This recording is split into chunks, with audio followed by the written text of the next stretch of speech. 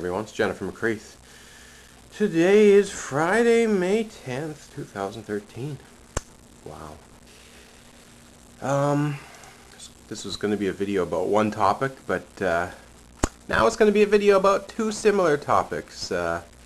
Topics I really hate to have to keep talking about, and that is trans people being harassed and discriminated against at border crossings coming into Canada, our home and native land, the true north, strong and free, unless you're trans. U.S. genderqueer denied entry to visit Canadian partner, even though officers see therapist letters, questions mental health. Fort Erie, Niagara Falls border crossing. Toby, 25, is an American citizen resident of the New York State. Has been planning a visit with partner for several weeks. Took all possible steps to avoid difficulty in border crossing, including having up-to-date travel documentation, including a valid U.S. passport, and visa requirements were met. A bus ticket was purchased, one way. No, it was returned. Basically, we have a genderqueer person, someone who does not necessarily identify as masculine or feminine, somewhere in the middle. This person obviously has genitals of one particular sex. We would have documentation noting such.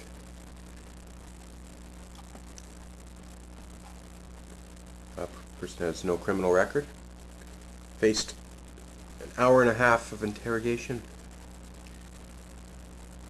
Officer responded to Toby's skeptical, pressing with every more specifics and intrusive questions about Toby's identity. When these additional questions was raised, it was clear that Toby's gender identity and expression were a point of concern for the officer.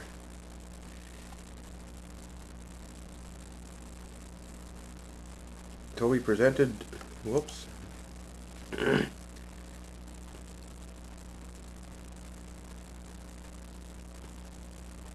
There was intrusive prying questions about Toby's mental health.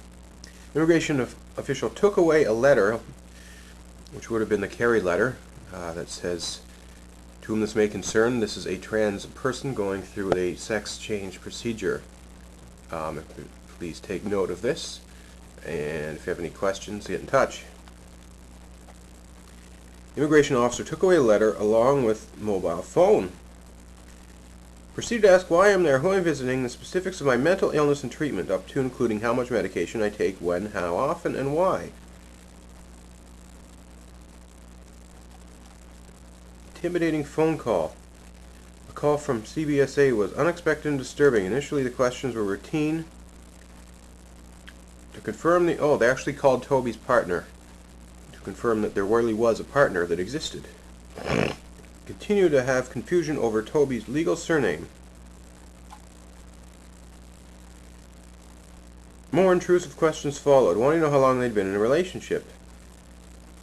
They wanted information about the partner, the Canadian partner that Toby was visiting, including education and employment, financial situation, living circumstances.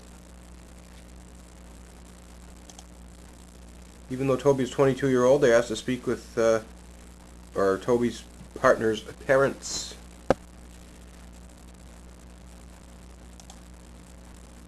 Wow. Subject to repeated misgendering and pronouns. Being forced to disclose transgender status, questions about her name, which is a breach of privacy. Fishing for a reason, intense additional scrutiny. Canadian Border Agency hits discrimination trifecta: transphobia, ableism, and classism.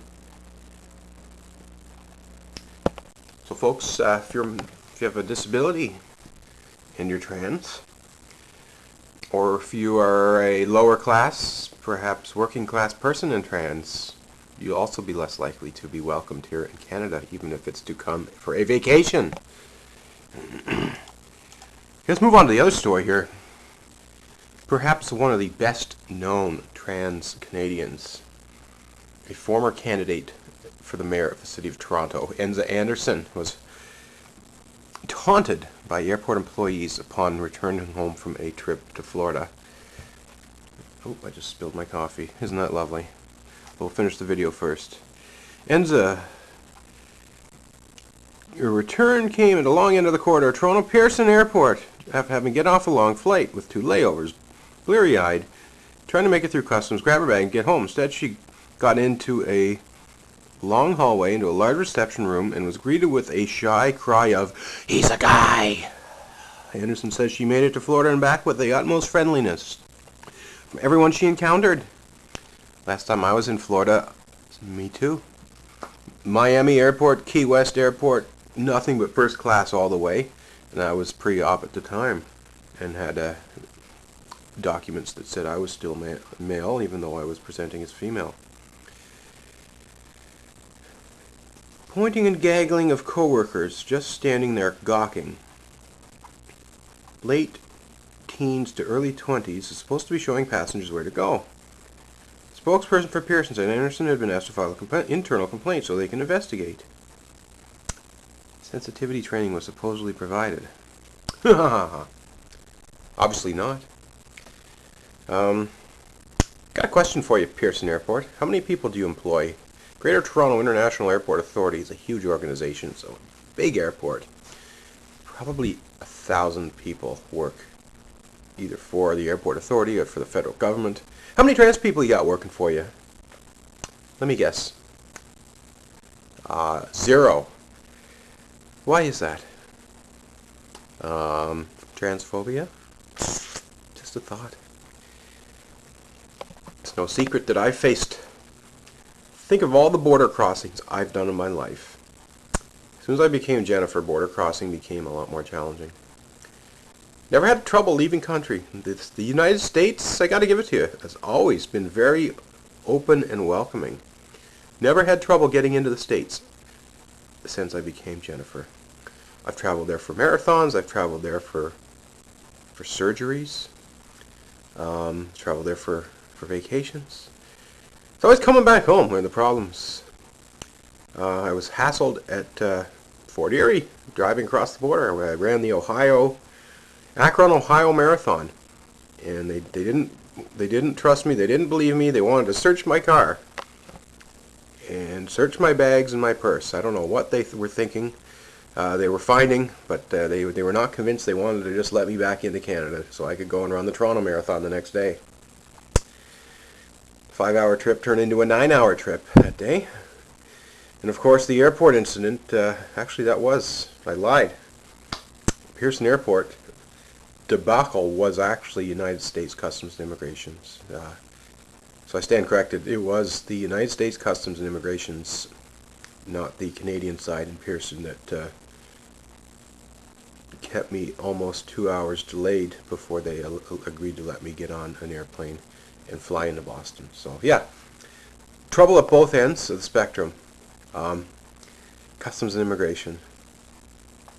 Ontario finally created a new protocol allowing trans-identified people to have amended documentations that reflect gender identity rather than biological sex.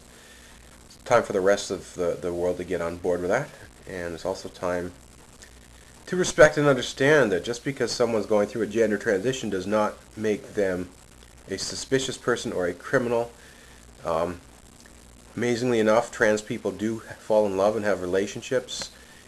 In some cases, develop long-distance relationships with people in other countries, and yes, they actually do want to travel to see their partners. It's not a far-fetched idea that someone who lives in Buffalo, New York would want to come visit someone in Toronto, Ontario. Absolutely ridiculous. I'm disgusted to have to keep reading these type of stories on the news day after day, and at the same time we got governments stepping up and saying, oh, we don't need to do anything, there's no discrimination here, everything's just fine. Well, no, it's not. That's absolute bullshit. Fuck you, government officials. You got to do a better job, unless you want to keep tying up the courts and tying up taxpayer money. A lot of us trans people won't stand for bullshit anymore. You want to give us a hard time? Guess what? We're going to a tribunal. We're filing those complaints. The paperwork, the people that have to process that paperwork, the investigations, the hearings, it's all completely unnecessary. It's just stupidity and bigotry. And this needs to change. And the day's going to come, and I hope it happens soon, that governments, organizations actually get sued and are forced to pay damages for their unnecessary mistreatment of members of the trans community. It's completely unnecessary and unacceptable. Grow up.